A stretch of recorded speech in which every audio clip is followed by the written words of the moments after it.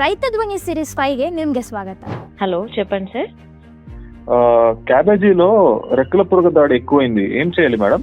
ರೈತ್ರೆ, ನಿಮ್ ಎಲೆಕೋಸು ಬೆಳೆನ ಒಂದು ಸೈಲೆಂಟ್ ಕಿಲ್ಲರ್ ಅಟ್ಯಾಕ್ ಮಾಡ್ತಿದೆ. ಅದೇ ವಜ್ರಬೇನಿನ ಹುಳು ಅಥವಾ ಪತಂಗಗಳು. ಇದು ಎಲೆಗಳನ್ನು ಹಾಗೂ ನಿಮ್ಮ ಲಾಭವನ್ನು ಸಹ ನುಂಗಿ ಬಿಡ್ತವೆ.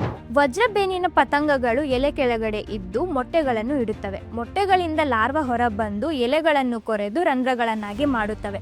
ಇದರಿಂದ ಇಡೀ ಎಲೆಕೋಸನ್ನು ಹಾನಿ ಮಾಡುತ್ತದೆ. ಟೈಮ್ಗೆ ಸರಿಯಾಗಿ ಕಂಟ್ರೋಲ್ ಮಾಡಿಲ್ಲ ಅಂದ್ರೆ 50-80% ರಷ್ಟು ಎಲೆಕೋಸಿನ ಇಳುವರಿ ಈ ಹುಳುಗಳ ಪಾಲಾಗುತ್ತದೆ. ಎಚ್ಚರವಾಗಿದೆ. ಈ ಹುಳುಗಳನ್ನ ಸ್ಟಾಪ್ ಮಾಡಕ್ಕೆ ನಾವು ಬೆಳೆಯ ಸ್ಟಾರ್ಟಿಂಗ್ ಸ್ಟೇಜ್ ಅಲ್ಲಿ ಮಾಡಬೇಕಾದ ಕೆಲಸಗಳು ಏನ್ ಗೊತ್ತಾ?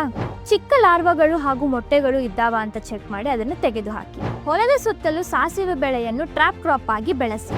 ಫೆರೋಮನ್ ಟ್ರಾಪ್ಗಳಿಗೆ DBM ಲೂರ್ಗಳನ್ನು ಹಾಕಿಡಿ. ಇವುಗಳ ದಾಳಿ ಕಮ್ಮಿ ಇದ್ರೆ EM1 ಕೀಟನಾಶಕ ಎಕರೆಗೆ 60 to 80 ಗ್ರಾಂ ಅಥವಾ ಜಂಪ್ ಕೀಟನಾಶಕ ಎಕರೆಗೆ 40 ಗ್ರಾಂ ಅನ್ನು ಬಳಸಿ. ದಾಳಿ ತೀವ್ರವಾಗಿದ್ರೆ ಕೊರಾಜಿನ್ ಕೀಟನಾಶಕ ಎಕರೆಗೆ 20 ml ಅಥವಾ ಫೇಮ್ ಕೀಟನಾಶಕ ಎಕರೆಗೆ 20 ml ಅನ್ನು ಬಳಸಿ. ನಿಮ್ಮ ಎಲೆಕೋಸ್ ಬೆಳೆ ಹಾಳಾಗೋವರೆಗೂ ಕಾಯಬೇಡಿ. ಇಂದ ಈ ಕ್ರಮವನ್ನ ಕೈಗೊಳ್ಳಿ. ಬೆಳೆಯ ಸ್ಟಾರ್ಟಿಂಗ್ ಸ್ಟೇಜ್ ಅಲ್ಲಿ ಜಾಸ್ತಿ ನೈಟ್ರೋಜನ್ ಅನ್ನು ಬಳಸೋದನ್ನ ತಪ್ಪಿಸಿ. ಯಾಕಂದ್ರೆ ಹೆಚ್ಚು ನೈಟ್ರೋಜನ್ ಈ ಹುಳುಗಳನ್ನು ಆಕರ್ಷಿಸುತ್ತದೆ. ಈ ವಿಡಿಯೋ ಇಷ್ಟ ಆಗಿದ್ರೆ ಲೈಕ್ ಹಾಗೂ ಶೇರ್ ಮಾಡೋದನ್ನ ಮರಿಬೇಡಿ. ಪ್ರಾಡಕ್ಟ್ ಲಿಂಕ್ ಏನಾದ್ರೂ ಬೇಕಂದ್ರೆ DBM ಅಂತ ಕಮೆಂಟ್ ಮಾಡಿ. ಮುಂದಿನ ಸೋಮವಾರ ಮತ್ತೆ ಸಿಗೋಣ.